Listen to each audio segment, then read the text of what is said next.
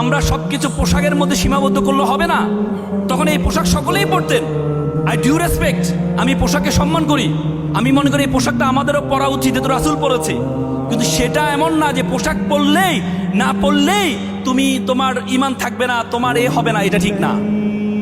তো এই জন্য আজকে কোরআন হাদিস আজ গত 16-17 বছর আমাদের সেভাবে ইউনিভার্সিটি আফ্রিকা গেটে বড় করে লেখা আছে, তুমি যদি কোনো জাতিকে ধ্বংস করতে চাও ওই জাতির শিক্ষা ব্যবস্থার মধ্যে তুমি দুর্নীতি প্রবেশ করাও।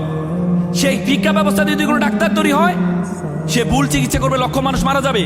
সেই শিক্ষা ব্যবস্থা যদি কোনো ইঞ্জিনিয়ার তৈরি হয়, সে ভুল বিল্ডিং তৈরি করবে, লক্ষ মানুষ মারা যাবে। সেই শিক্ষা ব্যবস্থা যদি কোনো রাজনীতি তৈরি করা হয়, সে ভুল প্ল্যান করে এ রাষ্ট্রটাকে অটোমেটিকলি ধ্বংস করে দিবে। তো সুতরাং সেভাবে আমাদের শিক্ষা ব্যবস্থাকে মুক্তবকে উঠিয়ে দেওয়া হয়েছে। আমরা আগে আমরা ছোটবেলা দেখতাম, আমাদেরকে মুক্তবে শিখানো হতো সালাম দাও, বড়দেরকে দেখে সালাম দাও, ছোটদেরকে দেখলে স্নেহ করো, আমাদেরকে শেখানো হতো। আমাদেরকে শুরু যে সূরাগুলো আমরা মুখস্থ করেছি এগুলো আমাদের মুক্তবে শেখানো হয়েছে। কিন্তু আমাদের শিক্ষা ব্যবস্থা এখন কিন্ডারগার্টেন স্কুলকে 7টা থেকে আমরা সকাল 7টা বাজে মুক্তবে যেতাম, এখন সকাল 7টা বাজে স্কুল চালু করেছে। তার মানে যেন মুক্তবে না যাওয়া হয় জাগতিক নলেজ, শুধুমাত্র জাগতিক নলেজ যদি হয়, এই জাগতিক নলেজ দিয়ে একটা দেশ চলতে পারে না, একটা দেশ চলতে পারে না। চ্যানেলটি সাবস্ক্রাইব করে আমাদের সঙ্গেই থাকুন।